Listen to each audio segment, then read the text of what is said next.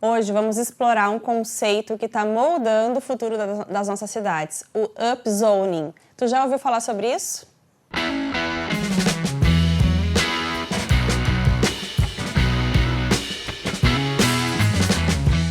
Em termos simples, o upzoning é a prática de revisar os regulamentos de zoneamento nas áreas urbanas, para permitir uma maior densidade e uma variedade mais ampla de atividades e usos do solo que são possíveis em zonas da cidade. Upzoning é um termo comumente usado no planejamento urbano que descreve uma alteração no código de zoneamento de uma comunidade para permitir, então, uma nova capacidade de desenvolvimento. Ele pode ter o foco que a cidade quiser. O upzoning é diferente do rezoneamento, que geralmente indica uma mudança de zoneamento referente ao uso permitido para empreendimentos potenciais. Quando a gente tenta compreender o efeito de um upzoning, o envelope do edifício, que a gente chama, estabelecido pelo Código de Zoneamento, pode ser uma referência conceitual útil. A gente imaginar aqueles fantasmas que são possíveis de serem construídos em determinados locais. A envoltória desse edifício descreve o potencial de desenvolvimento da cidade, a extensão física, a capacidade de desenvolvimento futuro que é permitida pelo zoneamento, é o estoque virtual. O termo mais frequentemente usado para descrever o efeito do upzoning é a densidade. Na verdade, para muitas pessoas, upzoning é sinônimo de nova densidade. Embora muitos exemplos de upzoning aumentem as proporções da área útil, que na verdade medem a intensidade de desenvolvimento e não apenas a densidade, são permitidas nos zoneamentos das cidades, tem muitas maneiras no upzoning aumentar esse envoltório do edifício, não só aumentando as alturas. Maiores restrições de altura, menores requisitos de estacionamento ou bônus de densidade, como a densidade adicional, oferecida em troca, por exemplo, de investimento em habitação, ou preços acessíveis, ou infraestruturas de obras públicas, fachadas ativas e por aí vai.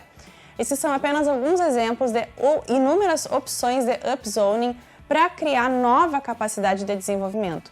Cidades como Nova York, Seattle, Vancouver e Portland adotaram políticas de upzoning com resultados bem interessantes. Mas é importante lembrar que o upzoning não está isento de desafios. A gente sempre tem que pensar na parte positiva e na parte negativa. Vamos ponderar, sempre.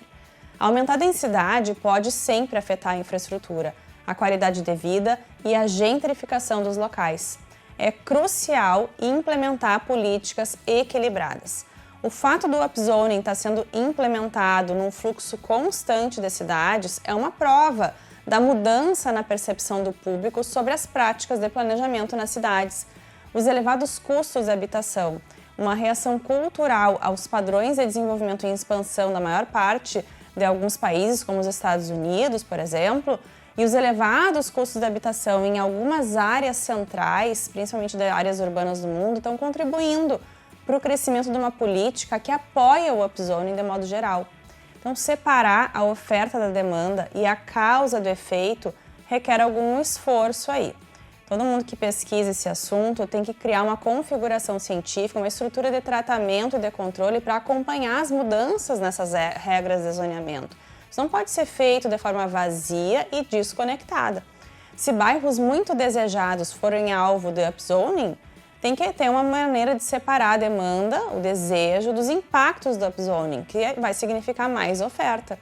Os defensores políticos do upzoning são frequentemente chamados de INBY, para Yes in My Backyard. A gente tem um outro vídeo aqui no canal que trata desse tema. A política dos INBYs cresceu, em parte, também como uma reação ao poder político de longa data dos NIMBYs, os Not in My Backyard. Os oponentes geralmente apontam para o impacto do upzoning nos valores da terra e o efeito da nova densidade no caráter do bairro, que como uma força para gentrificar o bairro, expulsar quem já morava ali. Estudos recentes sobre o upzoning usam essa lógica, embora, ao contrário, os pesquisadores acabam não conseguindo controlar o experimento a partir do acompanhamento num cronograma temporal. Então, a gente precisa de uma maneira de localizar um grupo de controle razoável para a gente entender como o upzoning pode ser colocado em prática. À medida que as nossas cidades continuam a crescer, o upzoning provavelmente vai desempenhar um papel cada vez mais importante na definição do futuro urbano. Novas tecnologias e soluções inovadoras também vão mudar esse cenário.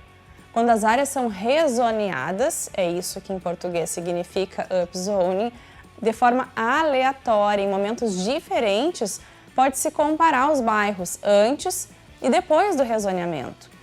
Finalmente, outro método possível é poder usar um algoritmo estatístico para comparar lotes com upzoning a lotes semelhantes sem upzoning em outras áreas da cidade. Resumindo, o upzoning é uma ferramenta-chave para enfrentar os desafios urbanos do século XXI. Com políticas bem pensadas, nós podemos criar cidades que sejam mais sustentáveis, mais acessíveis e com mais qualidade de vida para todo mundo. Se tu gostou desse vídeo, não te esquece de curtir, compartilhar e se inscrever no nosso canal para mais conteúdo sobre urbanismo e desenvolvimento urbano. Obrigado por assistir, até a próxima e bons projetos! Se tu gostou do vídeo, te inscreve no canal, ativa o sininho, deixa um like e compartilha com teus colegas.